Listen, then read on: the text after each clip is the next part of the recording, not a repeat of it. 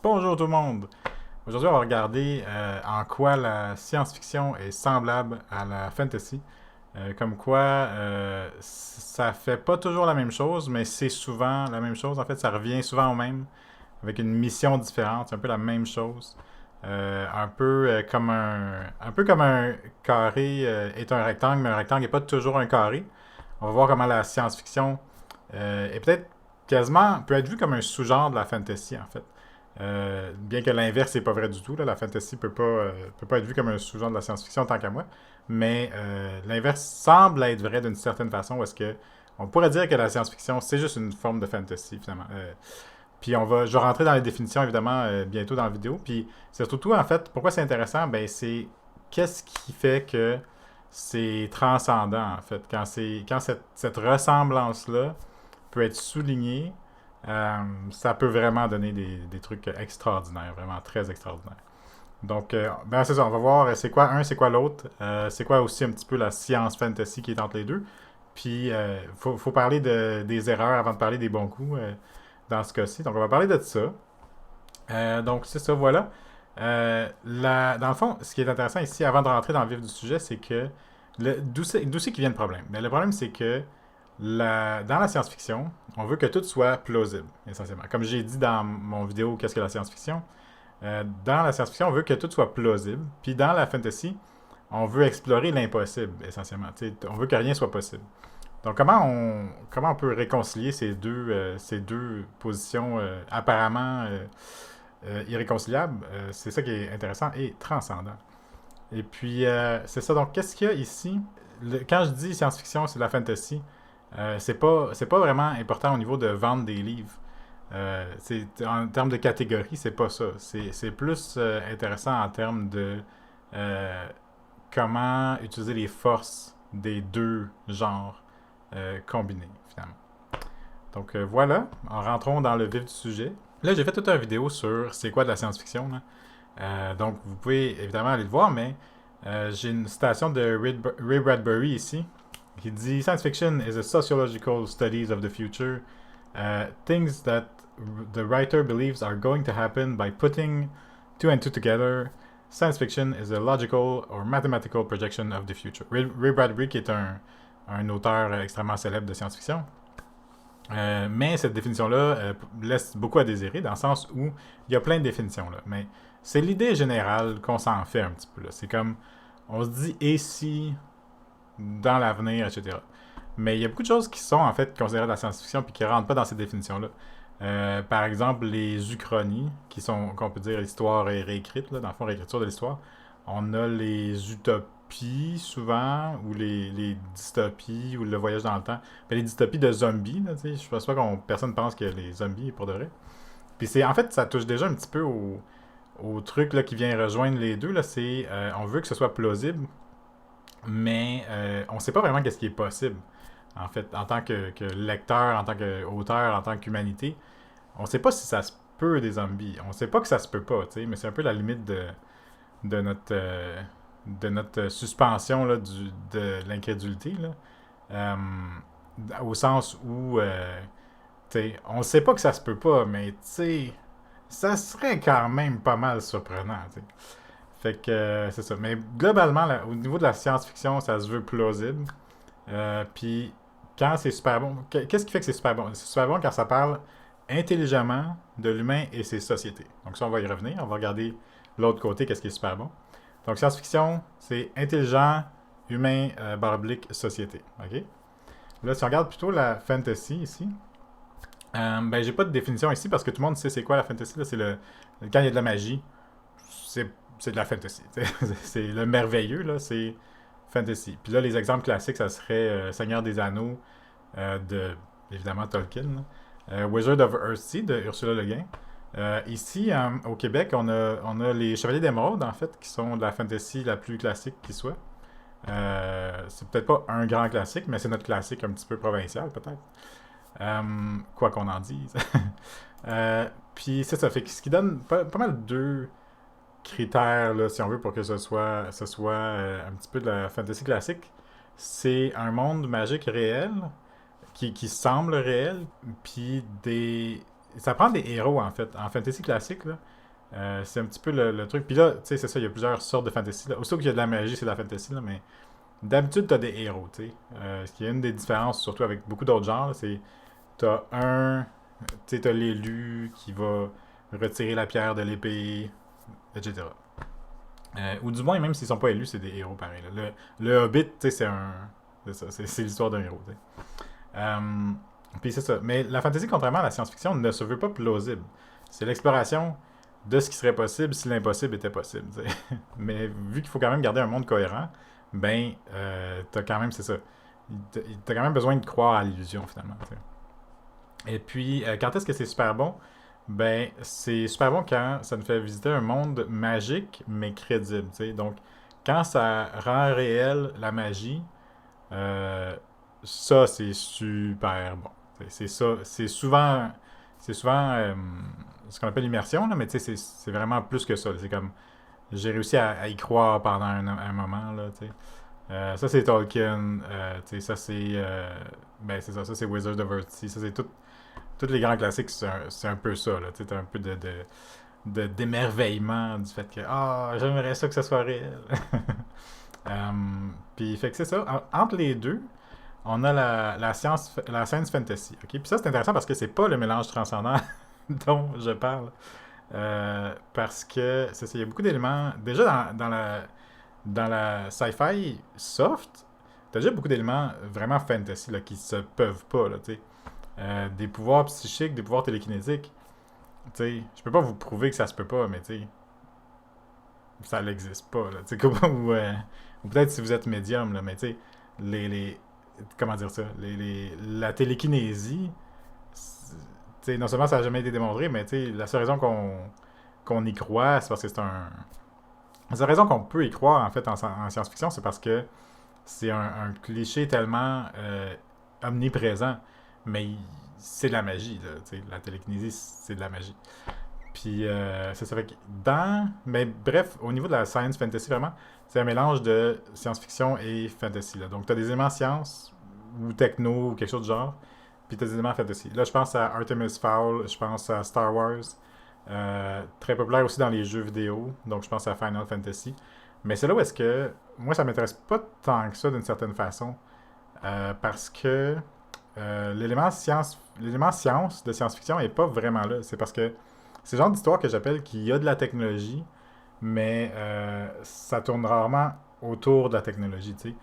Ou quand c'est pas mal bon, comme mettons Final Fantasy, on va dire 7, là, ben c'est parce que la magie est une technologie, tu sais. C'est ça. Euh, Fait que c'est pour ça qu'en tant que genre, moi, je suis rarement impressionné. Bon, j'ai aimé quand j'étais jeune Artemis Fowl, là, puis, tu sais, c'est ça, Star Wars, tout le monde aime ça, puis bon, mais c'est très, très dur à réussir. Donc, je vais explorer pourquoi dans 2 secondes. Là. Mais une chose que je trouve intéressante, par contre, ici, j'ai noté, il y a en anglais, la, la science-fiction, la fantasy, puis la science fantasy, mettons, ça tombe tout dans speculative fiction. En français, on appelle ça des littératures de l'imaginaire. Mais en français, quand on parle de fiction spéculative, on parle de science-fiction. C'est plus au niveau de la science-fiction, là, tu sais, c'est comme c'est sûr qu'on peut.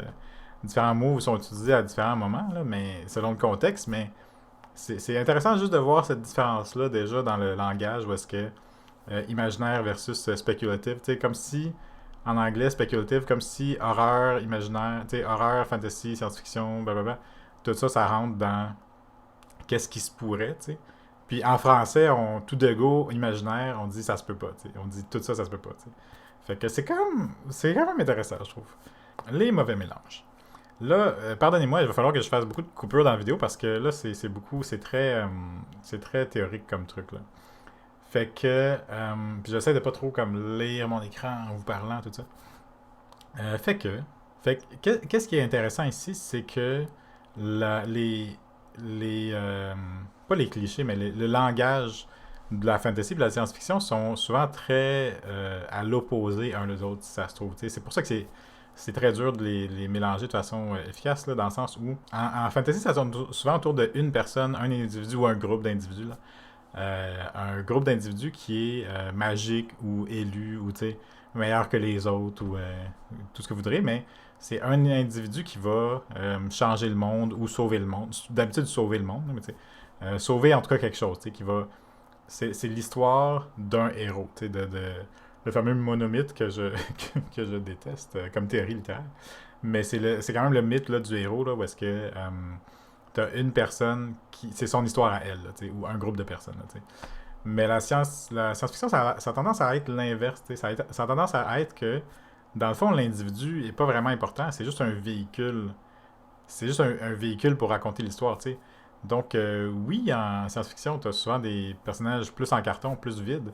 Mais la raison que c'est pas tant important, ou pas aussi important, d'une certaine façon, c'est que c'est vraiment l'histoire de la société, dans le fond, là, ou l'histoire de l'humain, ou de l'humanité, ou de notre moralité, tout ça. Puis les personnages principaux servent juste comme spectateurs, quasiment. C'est sûr qu'ils ont ils ont ils ont un pouvoir sur l'histoire, là, sinon ça serait pas intéressant, là, mais j'allais dire un agency, là, mais bref. Fait que si on repense à qu'est-ce qui peut de mal virer quand on essaie de faire une histoire qui mélange les deux, c'est qu'on peut faire des histoires qui ont pas de... Les personnages principaux, ils n'ont pas de conviction claire et crédible. T'sais. Donc, ils peuvent pas, par définition, être héroïques parce que ils peuvent pas se dépasser eux-mêmes ou ils peuvent pas imposer la force de leur conviction morale qu'ils ont pas. Ça, c'est le cas avec, mettons, Iron Widow, que j'ai malheureusement pas fini parce que justement, c'est beaucoup un niveau fantasy si on veut, mais il y a les convictions de la personnage principale sont pas crédibles, sont pas là. Puis, sinon, Rick and Morty, l'épisode avec les dragons, c'est pourri. Moi, j'aime globalement Rick and Morty, mais vraiment ça, cet épisode-là, c'est totalement pourri. Puis c'est pas juste parce que les dragons sont des obsédés sexuels, là, on s'en fout de cette histoire-là, mais c'est le côté, ben Rick, il n'y a pas de conviction, tu sais. Puis, donc, si tu le mets dans une histoire de fantasy avec de la magie, ben, tu sais, affronter. Il n'y a pas de conviction, puis il n'y a pas capable. Il n'y a rien qui est meilleur que lui, tu sais. Fait que, il peut pas affronter quelque chose de plus grand que lui nécessairement parce que c'est automatiquement invalidé, tu sais.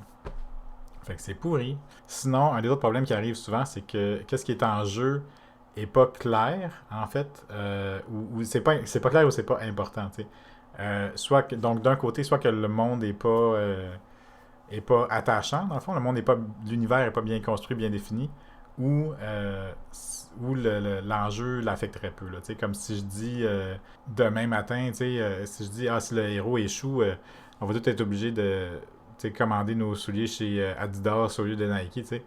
Euh, c'est comme c'est pas un dilemme important pour notre société. T'sais. Puis ça a l'air banal dit de même, mais c'est quelque chose qui est difficile parce que tu peux pas faire un roman de tu veux pas nécessairement faire un roman de 1000 pages, tu sais, ou de 10 000 pages, ou de, tu sais. Fait que si t'as juste 2 3 4 400 pages dans lesquelles développer ton truc, ben tu peux pas, c'est dur de mettre des personnages intéressants et un monde intéressant et qui soit bien défini et que la menace soit pertinente, tu sais. Après ça, on a, même quand le monde est intéressant, mais parfois les personnages principaux sont pas bien arrimés à ce monde-là, sont pas vivants dans le monde, là, si on veut, sont pas connectés au monde. Puis ça, c'est un problème évidemment de conviction, mais de construction du personnage, donc de développement, là, faut qu'on comprenne la personnalité, le caractère du personnage à travers les affaires qui arrivent et tout ça, mais il faut aussi que ça ait rapport au monde dans lequel il se trouve, tu sais. Donc si tu fais juste parachuter un personnage, le personnage va avoir l'air parachuté dans le monde si ses convictions sont pas les mêmes que l'univers. T'sais, ça, c'est quelque chose qui arrive, mettons, dans Ready Player One, mettons. Où est-ce que, ben, euh, l'histoire est bonne, l'univers, il est bon. Ben, l'histoire. L'univers, il est bon, la prémisse est bonne, mais tu sens que le personnage principal, c'est comme pas la bonne personne pour cette tâche-là, tu sais. Fait que ça, c'est.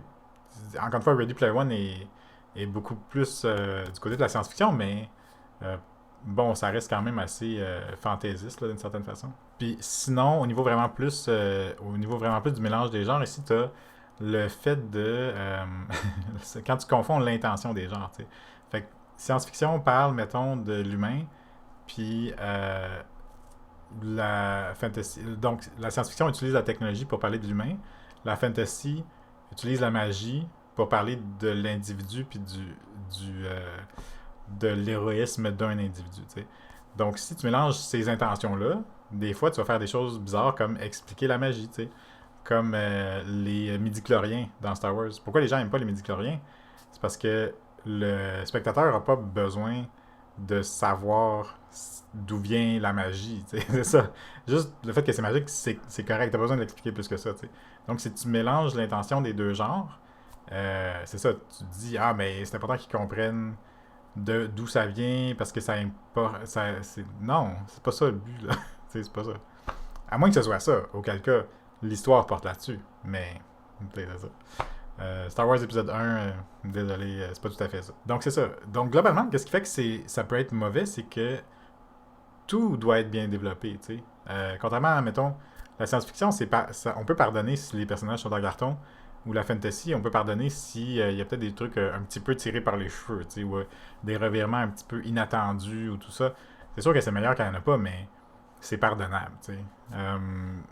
Mais quand tu fais un mélange des deux, ben pour tirer profit de la force de chaque genre, il faut que tout soit bien fait. Il faut que tes personnages soient attachants. Il faut que ton univers soit complexe et attachant et important. Il faut que les enjeux, les dilemmes moraux soient là, soient forts. Il faut que c'est ça, donc il faut que ces personnages-là soient bien arrimés au monde, puis tout ça, puis que ce monde-là soit vivant. Puis... Donc c'est ça, c'est pas que c'est une mauvaise idée de faire les deux, c'est juste que t'es mieux d'être bon en développement de patente, parce que tout doit être développé. C'est là qu'on va tomber dans 2 secondes dans la transcendance. T'sais. Donc c'est ça. Qu'est-ce qui fait qu'on peut transcender ces genres-là? C'est que la différence... Donc tantôt je disais, bon, la science-fiction c'est plausible, la fantasy c'est impossible, mais on sait pas vraiment qu'est-ce qui est possible. T'sais. Et on sait même pas, en sachant pas qu'est-ce qui est plausible, qu'est-ce qui est possible, on sait pas non plus qu'est-ce qui est plausible. T'sais. Donc cette différence-là, entre plausible et implausible, plus théorique que réel, là, c'est plus une histoire de compter bien l'histoire pour qu'on puisse y croire. T'sais. C'est pas vraiment parce qu'on sait qu'un jour on va avoir des téléportations. T'sais.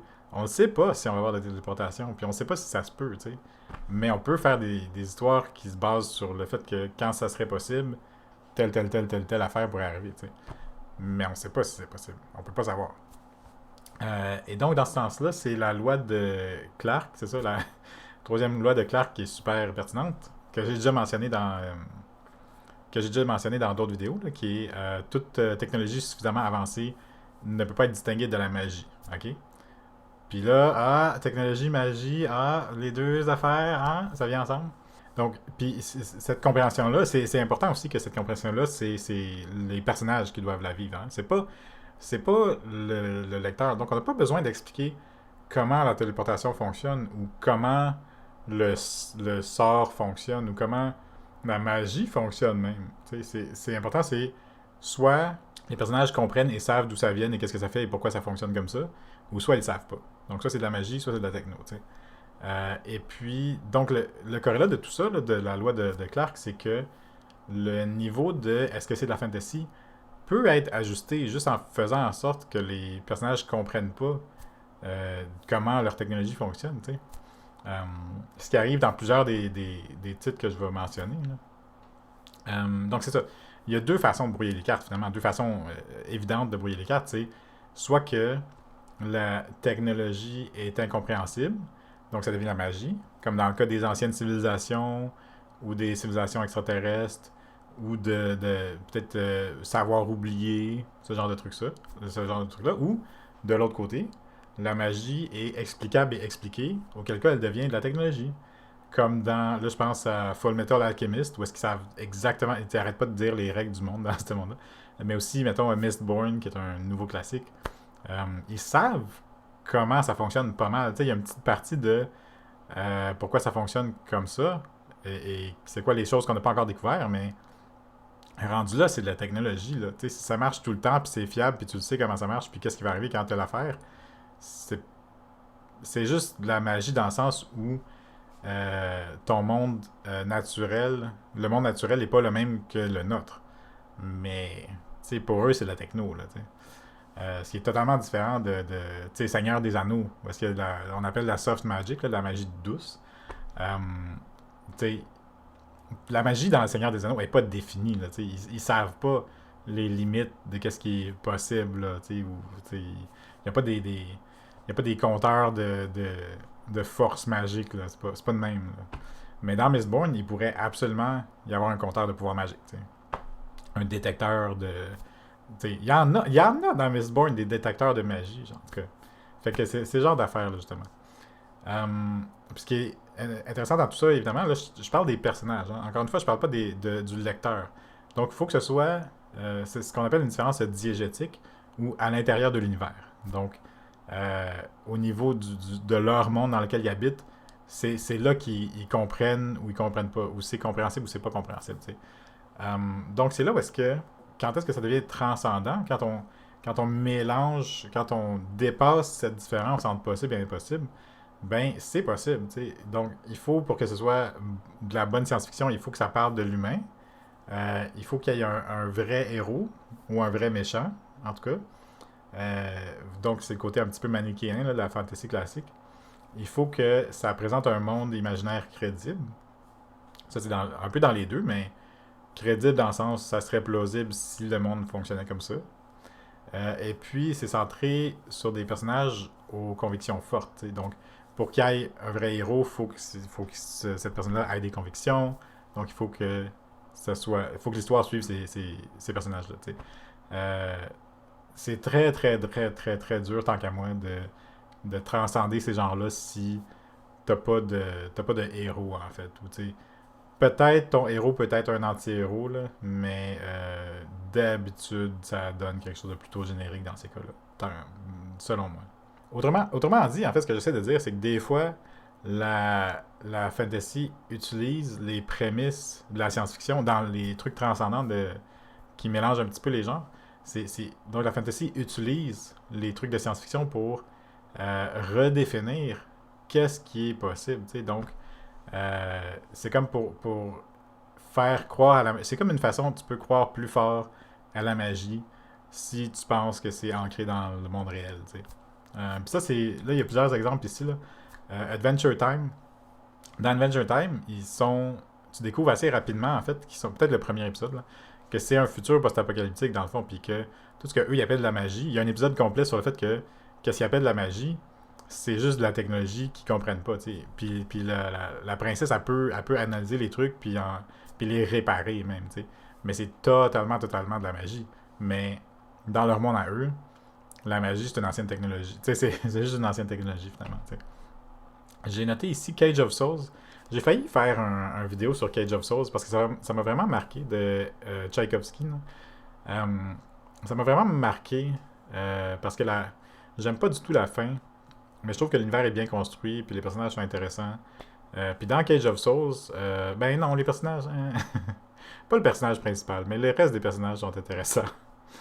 Mais dans Cage of Souls, c'est ça. C'est aussi ça où est-ce que un futur post-apocalyptique, où est-ce que les inventions du passé sont tellement, tellement oubliées que ils savent même pas. Ils s'en vont dans des ruines, puis ils savent jamais à quoi s'attendre finalement. T'sais, ils peuvent se faire désintégrer par un bâton qu'ils trouvent par terre. Là, fait que, ou justement, c'est totalement mystique, magique, rendu là. Sinon, on a aussi À la croisée des mondes de Philip Pullman, donc His Dark Materials, où est-ce que il y a une affaire justement de multivers. Là, j'en ai parlé dans mon vidéo, je pense, des multivers peut-être. Mais c'est ça, À la croisée des mondes, t'as t'as cette affaire-là de l'univers est magique, mais la magie c'est naturel. Puis, c'est ça. Fait que c'est comme la naturalisation de la magie là, c'est comme, dans ce monde-là, ils visitent, en tout cas, je vais pas donner de spoilers, là, mais il y a vraiment un côté anti-superstition, anti-église, anti-tout ça qui fait qu'ils essaie de décrire tout le monde surnaturel comme étant finalement naturel. Ce qui est super intéressant. Mais ce qui fait de leurs artefacts magiques des trucs technologiques finalement. Sinon, dans A Practical Guide to Evil, que je vais mettre le lien peut-être dans la description, là, c'est gratuit, un roman web en ligne. C'est là où est-ce que ils ont des pouvoirs magiques, tu sais, c'est comme un monde de héros. C'est fantasy, mais c'est quasiment super-héros fantasy, tu sais. Mais dans cette affaire-là, ils ont... la raison que la personnage principale a fini par gagner face à tous ses ennemis, tout ça, elle triomphe toujours parce qu'elle comprend mieux que les autres comment le système de magie fonctionne, tu sais, comment leur magie fonctionne. Et euh, c'est là que c'est intéressant parce que ça fait d'elle quelqu'un qui est un peu une scientifique, tu sais, de la magie, tu sais, puis son mentor aussi, tu sais, puis c'est comme ça qu'ils finissent par triompher de leurs ennemis. Donc ça, c'est intéressant parce que c'est de la magie, c'est ça, encore une fois, magie explorée de façon scientifique, tu sais. Dans Dresden Kodak aussi, c'est peut-être, j'allais dire exactement la même chose, c'est semblable, sauf qu'il n'y a pas de sous-entendu. Hmm. C'est pas clair. La limite, dans Dresden Kodak, ce qui est vraiment le fun, encore une fois gratuit en ligne, super bon. Ce qui est le fun dans Dresden Kodak, c'est que la limite entre magie et techno est pas claire du tout. Puis encore là, t'as le côté où la magie est traitée comme étant pas la magie, mais la technologie, c'est comme une religion. Tu sais, où la science est une religion dans cet univers-là. Puis là, t'as comme une critique tu sais, des institutions, puis tout ça, tu sais, qui sont comme sclérosés, tout ça. Mais c'est supposé être des scientifiques qui cherchent le progrès, mais il n'y a rien qui progresse parce que tout est politique, puis tout ça. Puis dans le cadre de tout ça, ben, la science est magique, finalement. Fait que ça, c'est bon. Mistborn, encore une fois, un grand classique moderne.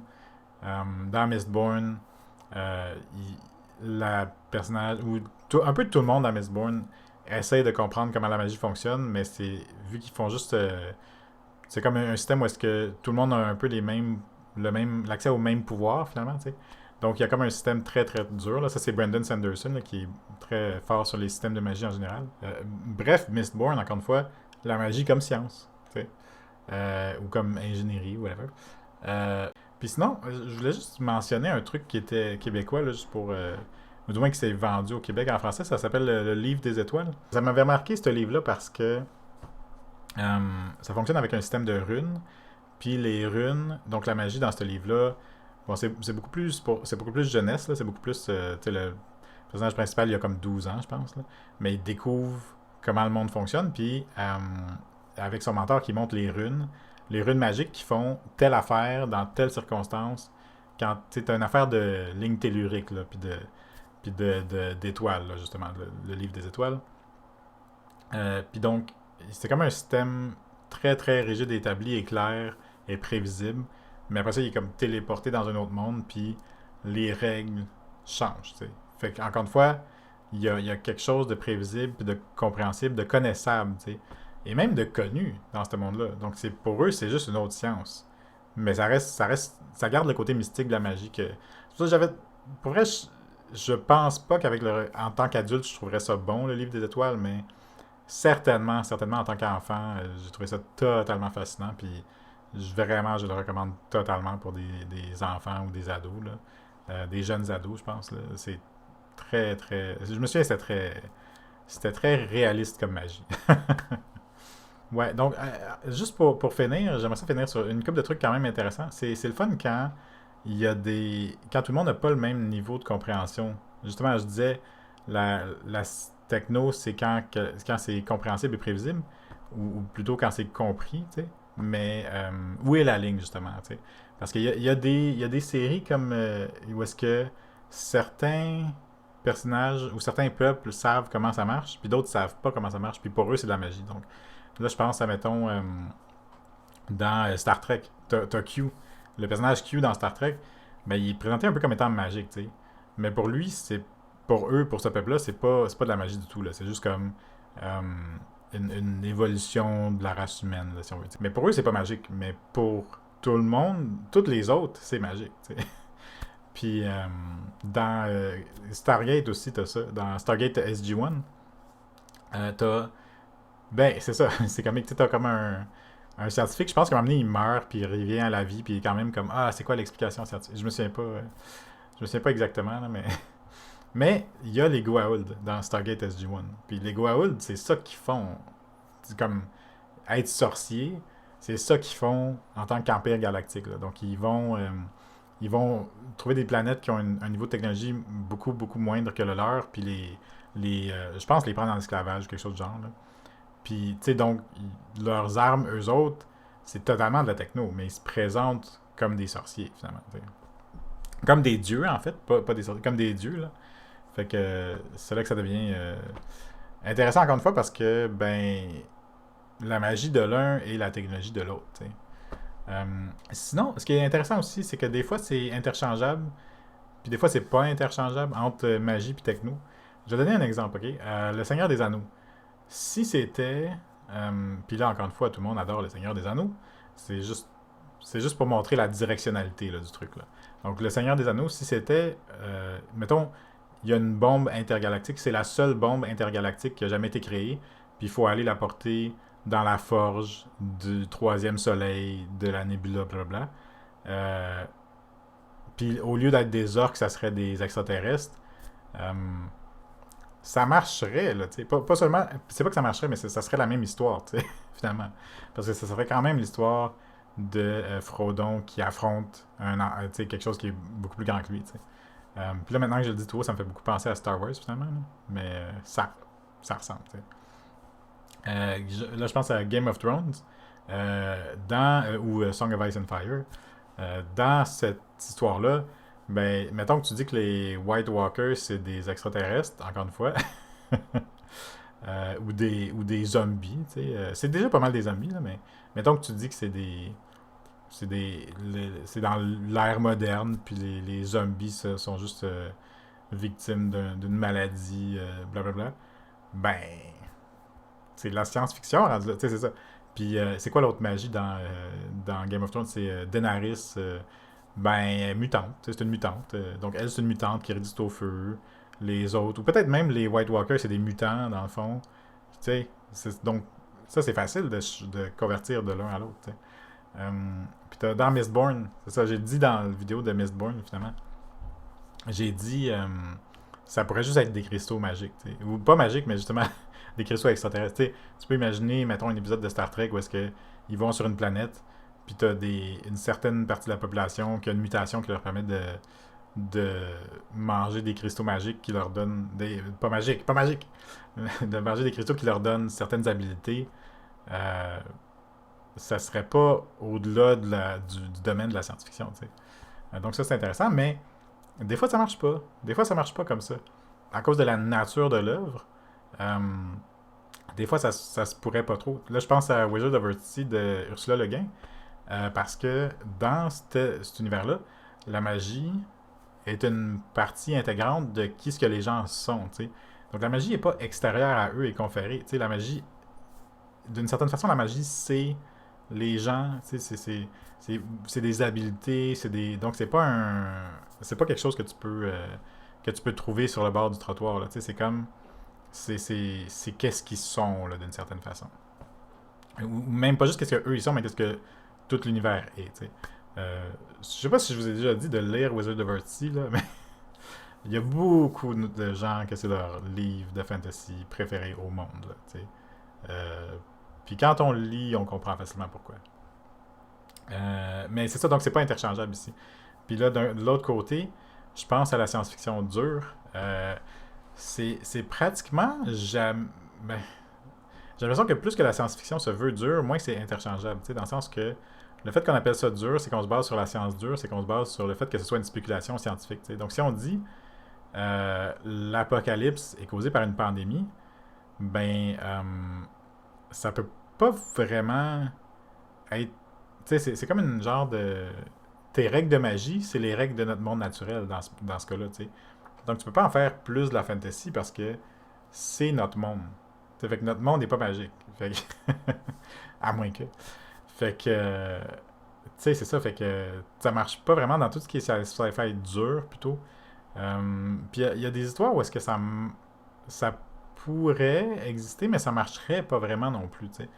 Là, je pense peut-être à Jean Hyperion, qui est très du côté, en fait, presque magique, parce que justement, dans Hyperion, ils savent pas. Les Hyperion, c'est plusieurs histoires ensemble qui ont tout rapport au fait que il y a un gros monstre qui fait reculer le temps, essentiellement. Il y a une planète qui est pogné dans qui est pogné à aller, comment dire ça, à rebours dans le temps, là, quelque chose comme ça. Puis ça, ils comprennent pas. Donc pour eux c'est quasiment magique. Mais c'est clairement montré sous un aspect scientifique. Puis les gros dénouements dans le livre, ben, ils viennent de spéculations du monde naturel. C'est ça l'affaire. C'est que ça vient de l'idée que euh, si on explorait l'espace, si on faisait un petit peu du colonialisme spatial, qu'est-ce qui se passerait? Donc, à part le côté un peu magique du truc dans le temps, des magies temporelles, t'as beaucoup le côté qu'est-ce qui se passerait. T'sais. Puis aussi qu'on parle de qu'est-ce qui se passerait dans notre monde, mais le côté dans notre monde vient empêcher un petit peu la fantasy. Donc c'est ça, empêcher la magie d'une certaine façon. Donc c'est un peu les deux. Les deux genres ont tendance à avoir la suspension de l'incrédulité qui est donc suspension of disbelief qui est qui marche de façon qui se base sur une prémisse séparée. Il y en a un qui c'est euh, il y en a un qui c'est et si notre monde continuait d'avancer dans ce sens-là, puis l'autre que c'est euh, et si tout ça pouvait. T'sais.